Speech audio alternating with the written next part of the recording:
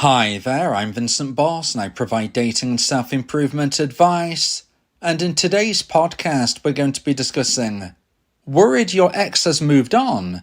Watch this. I provide audio coaching for breakup recovery, trying to get an ex back, attracting someone new, and life coaching. Visit www.dateme.tips for more details. Please check your spam and junk folders if you are expecting an email from me.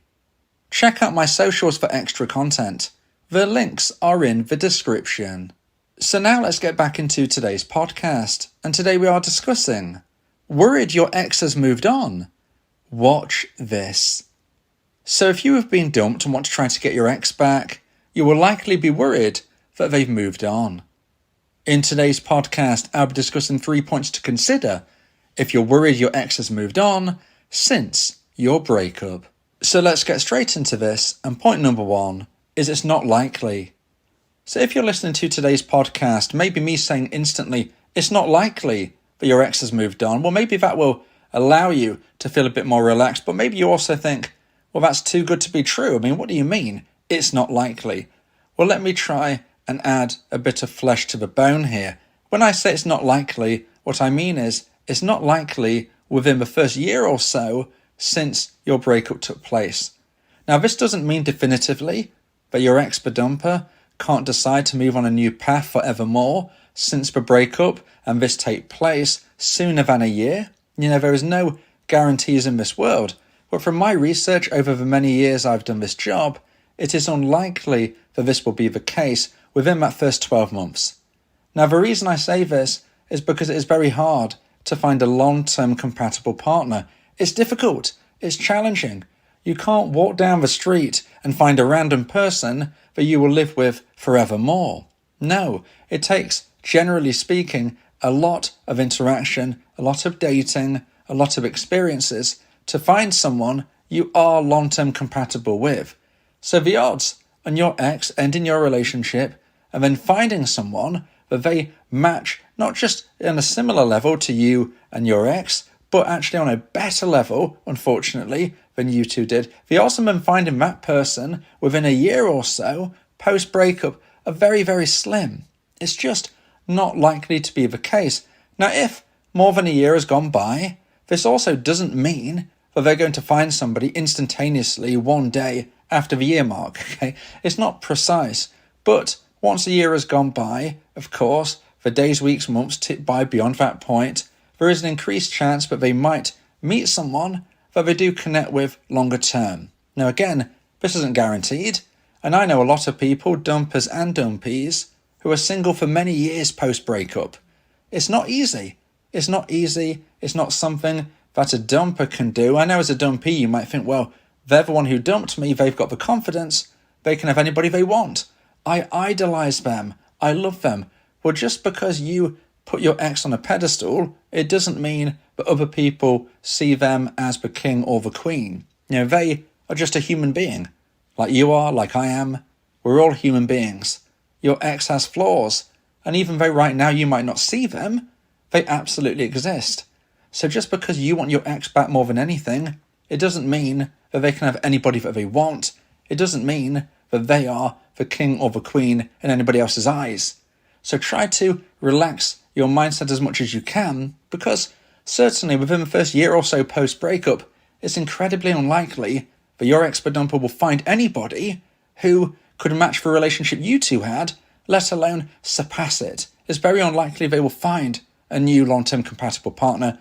I know that right now, all you think about is your ex 24/7. I know that right now, you are probably what I would refer to as a stage 1 dumpee, where you are focusing on them more than anybody else. But you need to try your hardest to take your mind away from that thought pattern, because you don't know for certain what is going on. Even if you were told by someone, even if you see something on social media, you don't know if this is true. You don't know what is behind the rumors you might hear. You just don't know.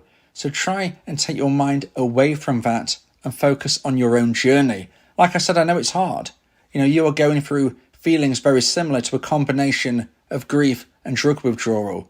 This is arguably one of the toughest, most challenging things anybody can go through.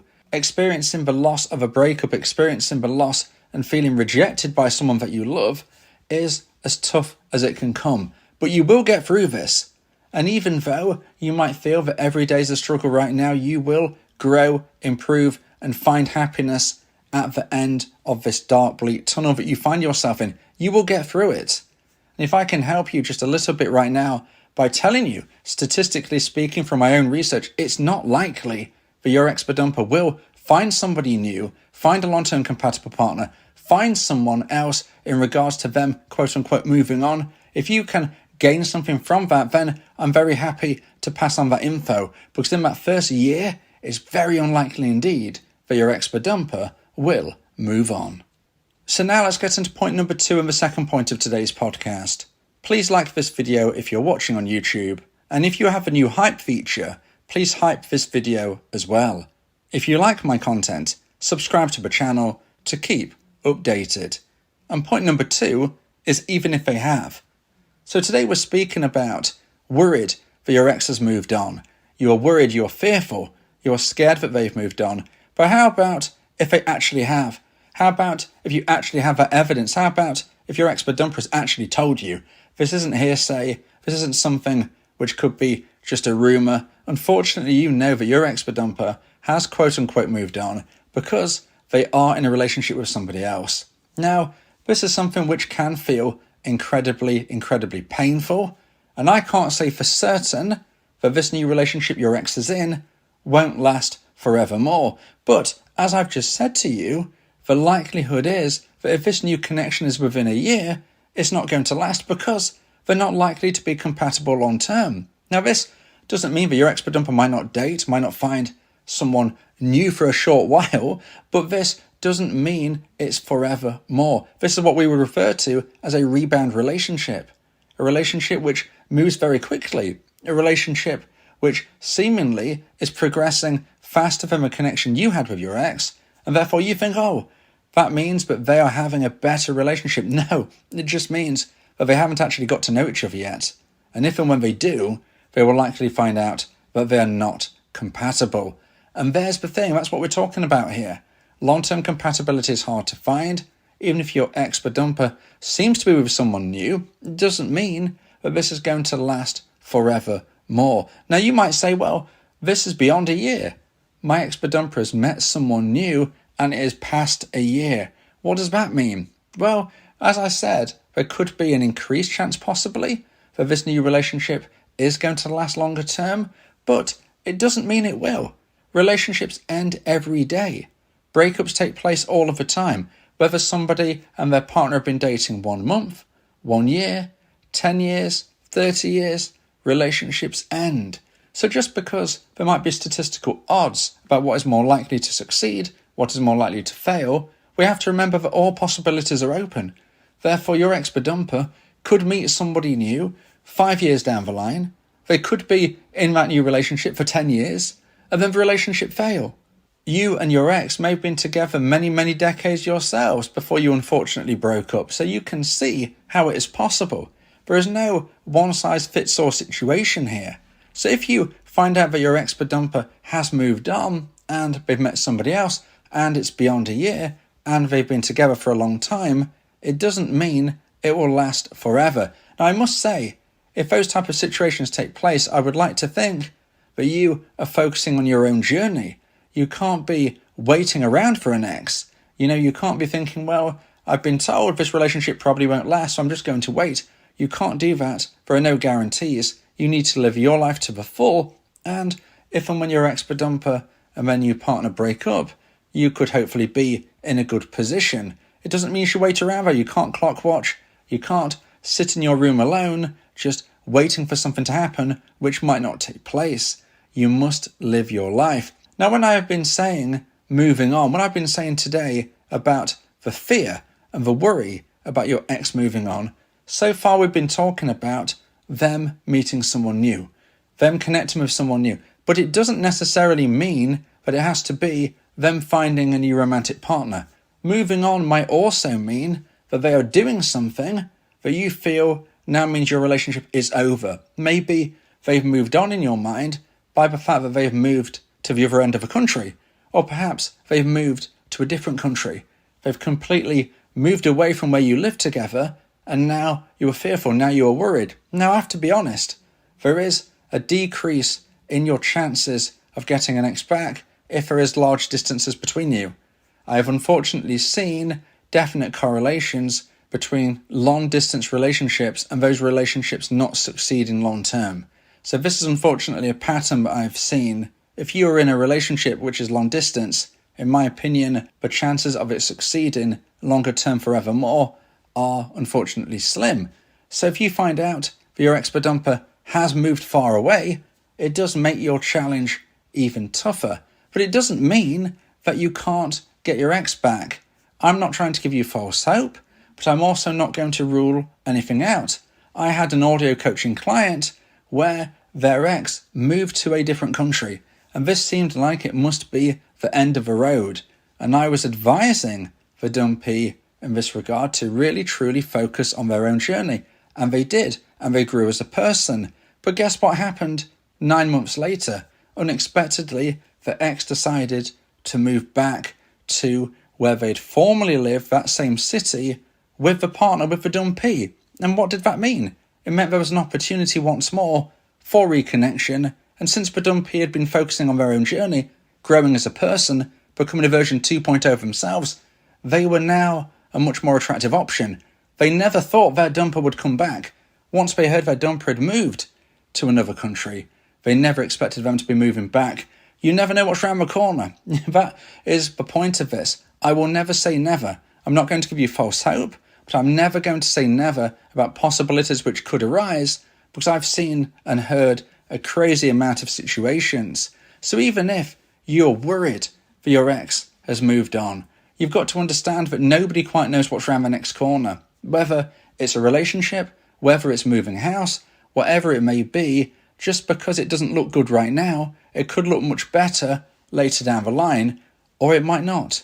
That's the point. We don't know. So try not to put all of your thoughts and feelings, try not to hang them on what is happening with your ex, because you don't know. I don't know, you don't know, they probably don't know themselves. All we can do is focus on ourselves and put ourselves in the best possible position to be an attractive option to our ex or someone else. And if and when they become available again, that will put you in prime position to get your ex back. Now, if you would like advice and support about how to try and increase the chance of one day getting your ex back, then you may want to consider my audio coaching service, where me and you can speak one-on-one about your unique specific situation. Go to my website www.dateme.tips for more information about how I can become your coach and your teammate via my audio coaching service. Talking about your feelings can also improve your mental health. It helps prevent the buildup of negative emotions, which can lead to stress, anxiety, depression, and even physical health issues. Speak your heart to free your mind. So now let's get into point number 3 and the final point of today's podcast. If you feel that this podcast has helped you, please consider buying me a coffee. The link to do so is in the description. And point number 3 is worrying doesn't help. So the thread through today's podcast is that we don't quite know what's around the next corner, and hence worrying doesn't help. If you worry, you will not be able to live your life to the full. Remember what I've just said.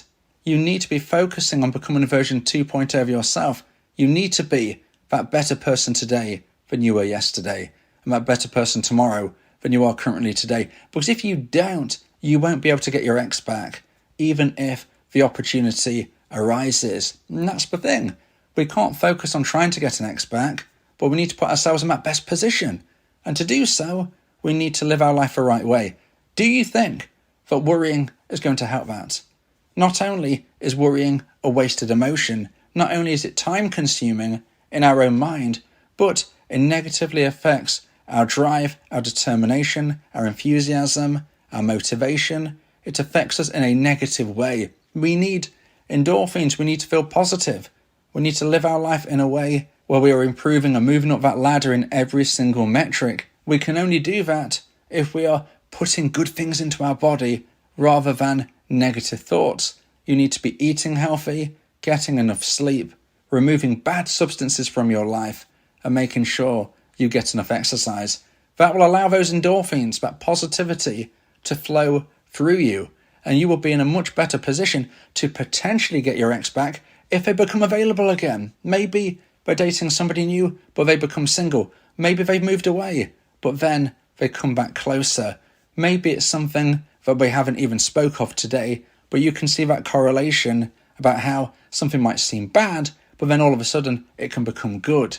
Now, sometimes we might think we're getting closer to get our ex back, and then they seem to get snatched away by a new person, a new situation, a new opportunity, and they drift away and we think they've moved on. This can be very, very painful, but as I've just said, you never know if it could boomerang back round, so you must be ready. But don't wait.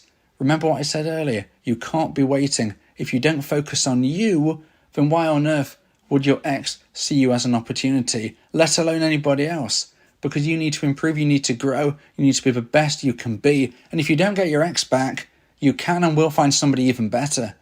And what is the ultimate aim of life? It's happiness, it's fulfillment, it's satisfaction. And if you don't get your ex back but you find somebody better, does it matter that they're not your ex? Of course it doesn't. It only matters that you're happy. You might not think this is possible right now, but trust me, it is.